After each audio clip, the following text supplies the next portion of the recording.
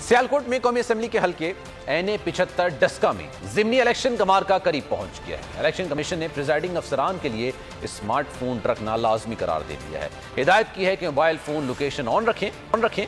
Polling agents की मौजूदगी में फॉर्म 45 की तस्वीर लेकर RO को भेजें। इलेक्शन कमिश्नर पंजाब ने उम्मीदवारों से मुलाकात करके हिदायत से आगाह कर दिया। नून लीग ने PDM पे इलेक्शन मुहिम के दौरान फायरिंग का इल्जाम लगा दिया।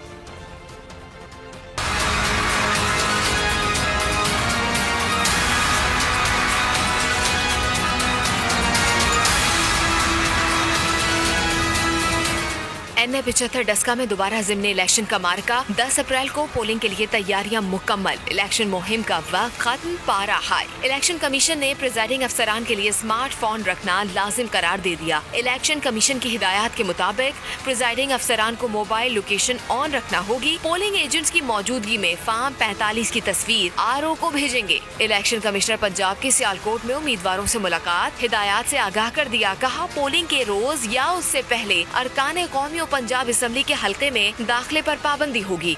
असलहे की नुमाइश पर पाबंदी आयद कर दी गई। नून लीग ने PTI पर कसवार इलेक्शन मुहिम के दौरान फायरिंग का इल्जाम लगाया। कहा, साबिक MP अदाकारा कवल नौमान पर पिस्तौल ताना गया। हम ये मामलात को खुद निगरानी कर रहे हैं और किसी सूरत भी जुल्म जबर यहाँ बर्दाश्त नहीं होगा। हम इंशाल्लाह इसका जवाब देंगे और मैं खुद इस इलाके में कैंपेन करने जा रहा हूँ। इसलिए मेरी पुलिस से इल्तमास है कि इस वाक़े का नोटिस लेते हुए जिम्मेदारान को गिरफ्तार करके कैफरे किरदार तक पहुंचाए। अता तारड़ ने कहा कि ये इलेक्शन चोरी नहीं करने देंगे। इस मर्तबा डस्का में पोलिंग का अमल सुस्त नहीं करने देंगे। वोट पर पहरा देंगे।